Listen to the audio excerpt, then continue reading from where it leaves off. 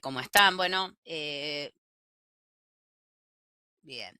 Eh, Mi nombre es Claudia Conjet, ya estuvimos juntos en el primer taller em, de planes de emergencia, sí, este ya es el cuarto.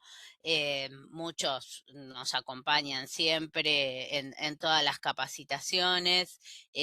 Bueno, la idea hoy, invitamos a Gabriel Sosa. Gabriel es licenciado en Protección Civil y Emergencias. Gabriel es docente y coordinador de la carrera de la Tecnicatura en Emergencias Sanitarias y Desastres de la Universidad Jaureche. Tiene una maestría en gestión de riesgo de desastres. Bueno, Gabriel colabora mucho con nosotros, con el equipo de planes, ¿sí? Pedimos siempre su asesoría, sus recomendaciones. Él es el coordinador de capacitación del Ministerio de Salud de la provincia de Buenos Aires, así que hoy le pedimos que nos acompañe en la última etapa, en la última charla del taller, sí, que vamos a hablar sobre matriz de riesgo.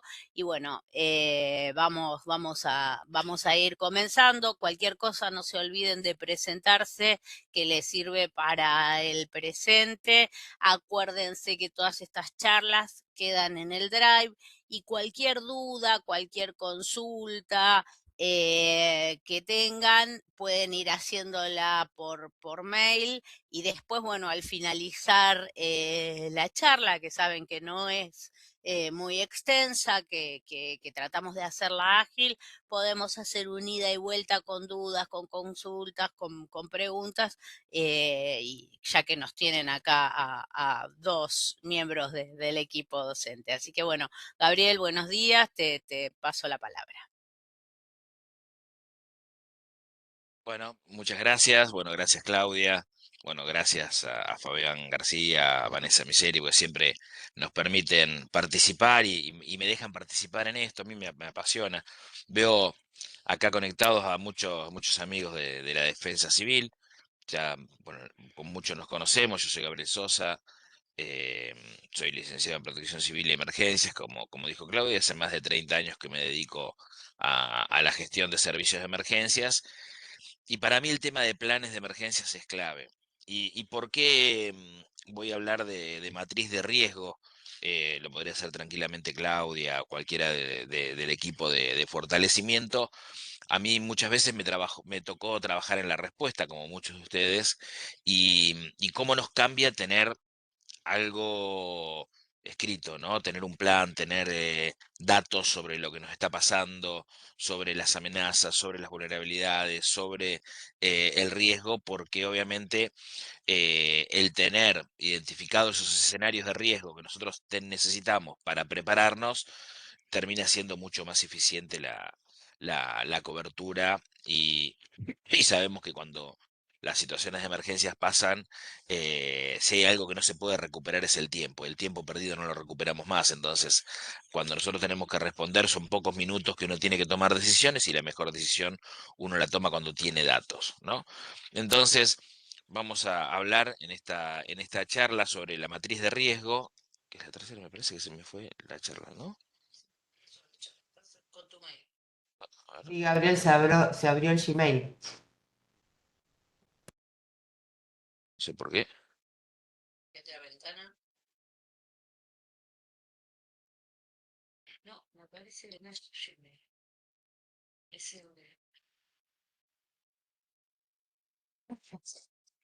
A ver, ¿es ahí? El otro. Sí, perfecto. Bien.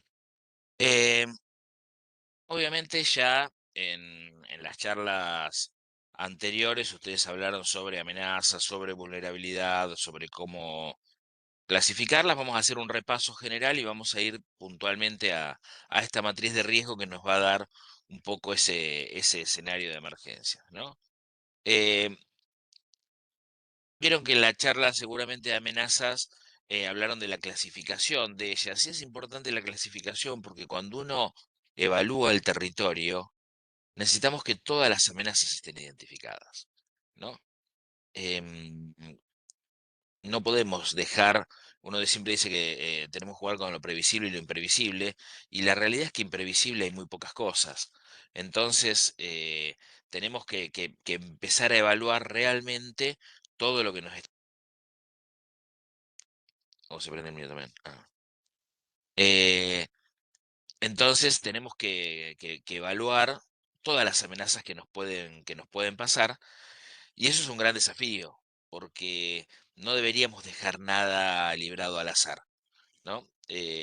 Uno a veces piensa en cosas que nos han sorprendido, ¿no? Digo, bueno, Cromañón fue algo eh, importantísimo que marcó un antes y un después, pero bueno, la realidad es que antes había existido Kevis, que era la discoteca en San Isidro que generó, que generó no tantos lesionados ni tantos muertos, pero bueno, fue un antes y un después con una situación bastante similar, ¿no? Puerta de salida cerrada, exceso de personal dentro, y así van pasando las emergencias y los eventos y terminan siendo los mismos. Uno habla a veces del COVID como algo sorprendente, pero antes tuvimos gripe H1N1, tuvimos alerta de ébola, y sin embargo nos faltó algunas cosas que tienen que ver con la preparación.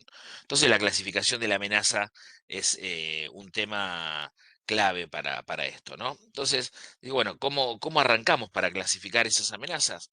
Bueno, ahí tenemos una matriz, no es la única, se puede usar, hay miles de matrices distintas. Esta es bastante sencilla, por eso nosotros la comentamos, que nos mide, bueno, por un lado la intensidad, ¿no? Que la pregunta que nos hacemos siempre es qué tan severa es la afectación en nuestro territorio, ¿no? Como para pensar en la intensidad, y eso va dando un valor, ¿no? Por ejemplo, la descripción dice, bueno, un gran número de personas fallecidas, gran cantidad de personas lesionadas, gran extensión del territorio afectado, gran afectación a los recursos naturales, y eso va dando una puntuación en el que obviamente da alta con punto 3, pocas personas fallecidas, y así va bajando, ¿no? En 2, y sin personas fallecidas, muy pocas personas lesionadas, sin afectación a redes de servicio, nos estaría dando un nivel bajo. Luego la frecuencia, ¿no? Pensando en cómo va a pasar este evento, ahí tenemos que jugar un poco con los datos y también con la historia, ¿no? Del barrio. A veces cuando no hay datos hay que pensar en la historia. Entonces, en el tratar de investigar si el evento se presenta más de una vez al año, o por lo menos una vez en un periodo de 1 o 3 años, eso daría una frecuencia alta. Si el evento se presenta menos de una vez al año o entre 3 y 5 años, obviamente daría media, y si el evento se presenta al menos una vez en un periodo de 5 a 25 años, la frecuencia sería baja. Y el tercer punto que se analiza en las amenazas es el territorio afectado, ¿no? Así, bueno, qué extensión del territorio de mi localidad afecta ese tipo de evento. Y acá viene el detalle, que no es esto en general, sino que uno debería hacerlo en base a cada una de las amenazas identificadas, ¿no? Una para tormentas severas, una para tornados, una para inundaciones, una para las, em, ¿cómo se llama? Las emergencias antrópicas, las generadas por el hombre, y así clasificarlas todas. Es decir, bueno, ¿qué territorio afectado está? Más del 80% del territorio afectado sería un punto grave, ¿no? Un nivel alto con 3. Entre el 50 y el 80% del territorio sería medio, y menos del 50% del territorio nos estaría dando un nivel bajo. Y eso nos va a dar un número, digo, solo un número, que nos sirve para después empezar a ver si eso tiene un riesgo alto. Por ahora, lo único que tenemos es la medición de las amenazas, y nos va a dar si ese intervalo de puntuación fue entre 1 y 3, la clasificación de la amenaza es baja. Si es entre 4 y 6, va a ser media, y si es entre 7 y 9, va a ser alta. Solo tenemos el grado de la amenaza, pero nos falta algo. Dijimos que el riesgo se mide siempre por la amenaza y la vulnerabilidad, ¿no? Entonces nos falta el tema de la vulnerabilidad. Y ahora tenemos que clasificar la vulnerabilidad, que si bien en algunas definiciones y algunos autores marcan varios aspectos de la vulnerabilidad, ¿no? Desde la técnica, la física, la económica, la política, la social, y todas las que uno conoce, para hacer una matriz más sencilla y que no sea tan compleja de empezar a sumar tantos números. Esto se ha decidido internacionalmente de validarlo en 4 puntos especiales, ¿no? De una sumatoria que tiene que ver con la vulnerabilidad técnica, la ambiental, la económica y la social, ¿no? Igual esto, recuerden que está está en el Drive, inclusive todos los detalles. Los factores físicos que tienen que ver, obviamente, con la infraestructura, no solamente las casas, sino toda la infraestructura, los centros de salud, los equipos de respuesta, ¿no? Bomberos, defensa civil, policía, las instituciones públicas, los acueductos, las vías de comunicación, bueno, todo lo que tiene que ver con los factores físicos, los factores económicos que tienen que ver ya con la pobreza y la seguridad alimentaria, el estado socioeconómico, el nivel de ingresos, el acceso a los servicios públicos, ¿no? Los factores ambientales, ¿no? Fuentes de agua, ecosistemas, biodiversidad, deterioro de recursos naturales y los factores sociales, ¿no? La educación y la formación, la percepción del riesgo, la participación comunitaria. Ustedes saben que uno de los puntos claves cuando uno trata de llevar estrategias de reducción de riesgo que puede apuntar a esos otros puntos, el factor social es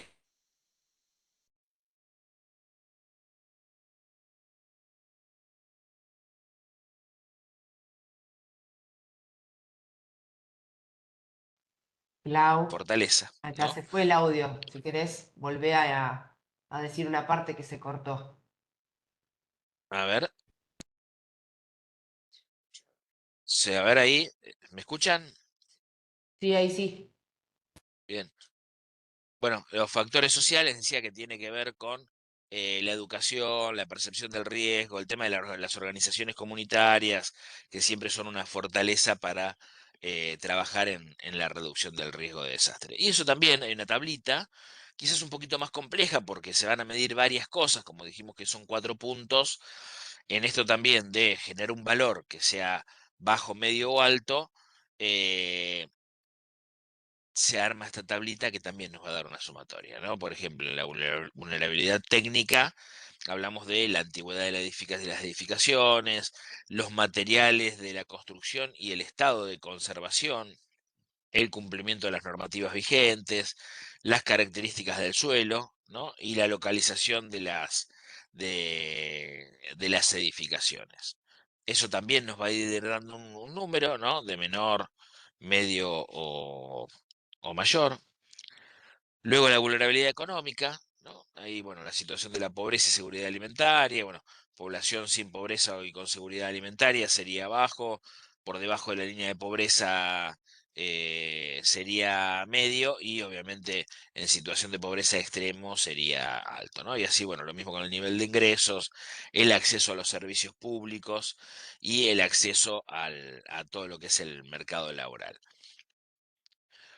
¿Por qué suma y se contempla el tema de la vulnerabilidad económica? Porque obviamente para cualquier municipio, para la provincia, el detectar esa vulnerabilidad, sabemos que en el momento de tener que enviar recursos a esa localidad, si nosotros eso lo tenemos que tener identificado como una vulnerabilidad alta, seguramente vamos a necesitar muchos más recursos. Entonces, es una herramienta, nosotros siempre planteamos esto, es una herramienta que los directores de defensa civil de cada localidad o inclusive el provincial tiene como para saber, decir, bueno, yo necesito que en este momento desarrollo social o desarrollo de la comunidad, en el caso de la provincia de Buenos Aires, despliegue infraestructura a esta localidad porque sé que eso es un factor de vulnerabilidad y sé que lo voy a necesitar, ¿no? Es una herramienta que siempre nos ayuda a tomar decisiones más rápidas.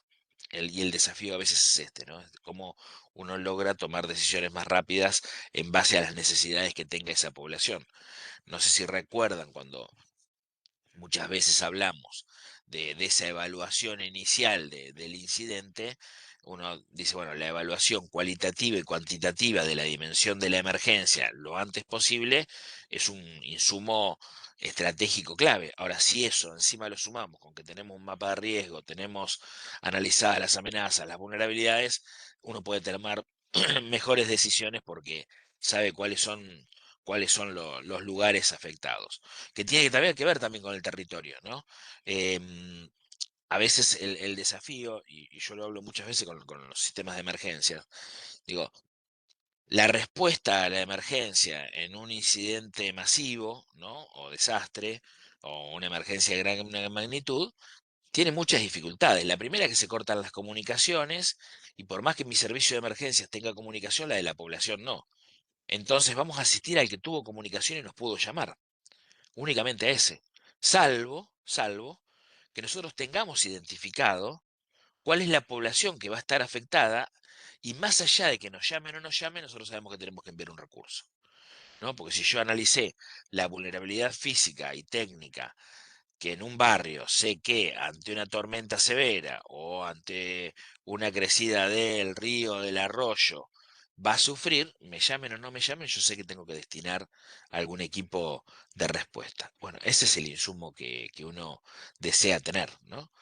La vulnerabilidad ambiental, obviamente, también, que además todo esto nos sirve también para la recuperación, ¿no? Posterior, las condiciones atmosféricas, la composición y calidad del aire, la calidad de la composición y la calidad del agua y las condiciones de los recursos ambientales, teniendo como si bien todo es importante, la contaminación y la composición y la calidad del agua es clave y es importante. Sabemos que ante las inundaciones es un tema complejo, más allá de que hay muchos eventos en los cuales es complejo el tema del agua, pero el agua siempre es un tema complejo, y el tema de tener identificado si no tiene contaminación o si ya está contaminada, encima le sumamos la inundación, obviamente va a ser un tema complejo para tomar decisiones en el momento.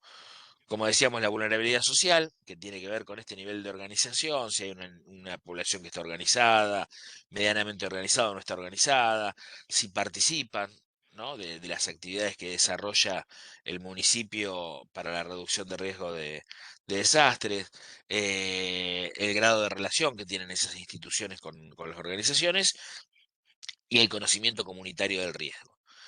Esto tiene que ver principalmente con una vulnerabilidad que tenemos, que es educativa. Es un problema grande que tenemos en muchos lugares, porque y no nos vamos a meter en un tema de educación, pero bueno, la realidad es que en barrios que se inundan siempre, en la escuela no se da cómo actuar frente a una inundación, ¿no? O tenemos accidentes de tránsito y sabemos que tenemos un gran índice de discapacidad y mortalidad en jóvenes, y solamente hablamos de educación vial en la escuela primaria, y no cuando los chicos están saliendo a la vida pública, que está a partir de los 14, 15, 16 años, ¿no? Entonces eso termina siendo realmente una vulnerabilidad el no tratarlo. Volvemos a lo mismo, bueno, eso nos va a dar, en todas las escalas nos va a dar un número en el cual la vamos a sumar y nos va a dar esta escala, ¿no? Esta escala que tiene esa sumatoria nos va a dar, es decir, el intervalo entre 16 y 26 que nos dé eso, nos va a dar una vulnerabilidad baja. Significa que están las viviendas asentadas en terrenos seguros, con materiales sismoresistentes o medianamente aceptables como para el evento que yo esté clasificando, un buen estado de conservación, bueno, una vulnerabilidad media para ya sectores que presentan complicaciones, principalmente en las inundaciones, o que tienen construcciones de baja calidad y ante temporales de viento siempre tenemos algún problema.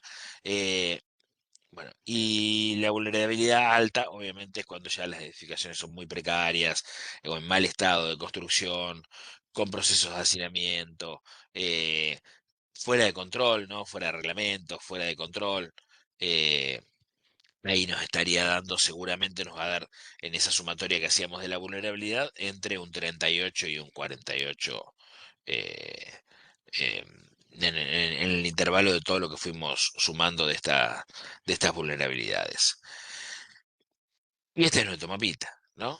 ¿Esto qué nos va a dar? Y bueno, nos va a dar ese número en el cual nosotros vamos a ver si teníamos una amenaza muy alta y una vulnerabilidad media, nos va a dar un riesgo alto.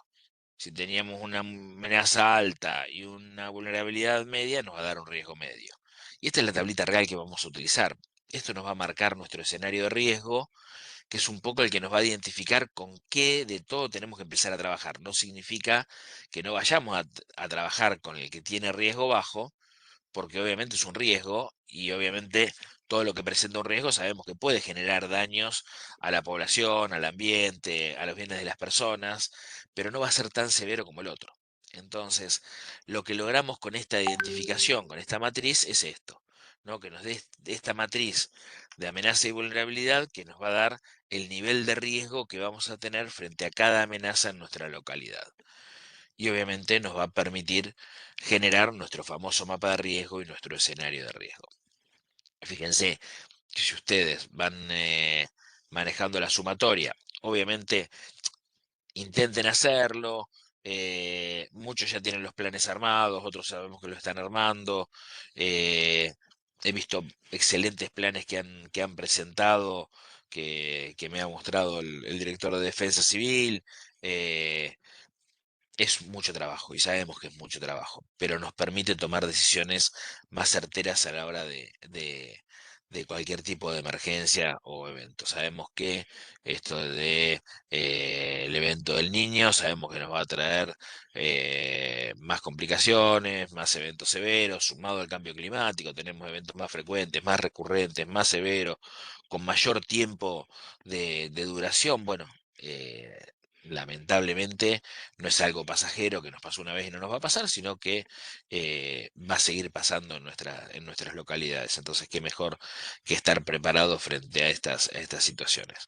¿Qué nos va a dar esto? Bueno, obviamente nos va a permitir construir el escenario de riesgo, decir, bueno, este es mi escenario de riesgo de mi localidad, sé con cuáles tengo que empezar a trabajar, detectar posibles estrategias para la reducción de riesgo de desastre, porque cuando uno analiza la vulnerabilidad, hay cosas que obviamente uno necesita una gran infraestructura, ¿no? Hoy tenemos en nuestro país y en la provincia un gran problema con el tema de las rutas, ¿no? Con las rutas y los accidentes de tránsito. Estamos teniendo cada vez más incidentes vehiculares por el mal estado de conservación de las rutas. Sabemos que es algo que no lo podemos hacer siempre de los municipios, que es una inversión que se tiene que hacer de la nación, pero bueno, uno lo puede detectar y a veces puede colaborar en algo, pero a veces hay cosas y hay detalles que uno sí puede trabajar en reducción de riesgo porque las detectó y uno dice eso lo puedo resolver desde el municipio, ¿no?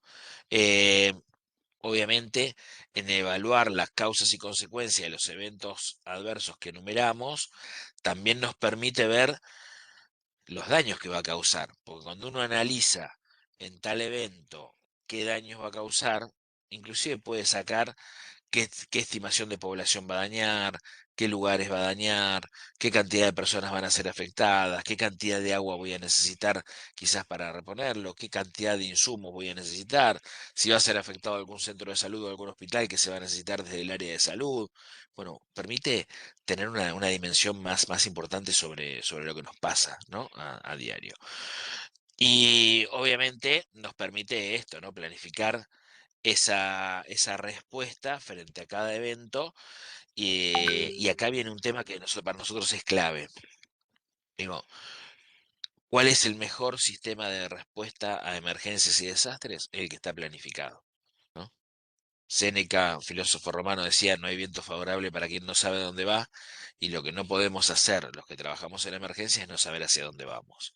Entonces, el tener datos, el tener información, nos hace pensar en que sabemos a dónde vamos, sabemos lo que tenemos que hacer, sabemos lo que queremos hacer con los recursos que tenemos. Y sabemos que siempre los recursos son limitados, el personal es limitado, eso lo conocemos, nos toca trabajar en esto.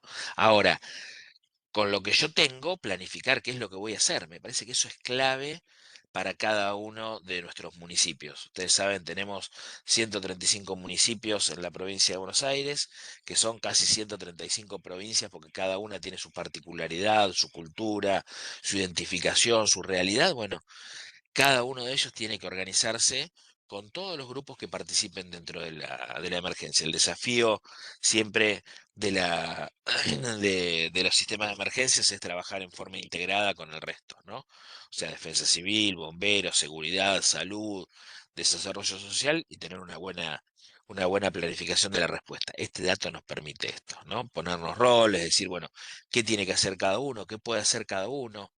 ¿Cuál es nuestra capacidad de respuesta? ¿Cuándo nos va a superar? ¿Cuándo vamos a tener que pedir ayuda? Bueno, nos da esa herramienta, ¿no? Y obviamente nos ayuda a no tener errores en la recuperación. Cuando uno tiene que trabajar sobre la recuperación, la rehabilitación o la reconstrucción, bueno, la rehabilitación, que es a corto plazo, nos da herramientas como para no tener errores y saber hacia dónde vamos, ¿no? Bueno, y hasta acá hablé yo. Ahora, bueno, esto nos permite obviamente construir un mapa de riesgo. Ahora me gustaría que podamos charlar y que ustedes me cuenten si lo pudieron armar, si pudieron hacer algo, que se les complicó en algo, si podemos compartir, ayudarlos en algo o preguntas que quieren hacer al respecto. Voy a dejar de compartir mientras tanto.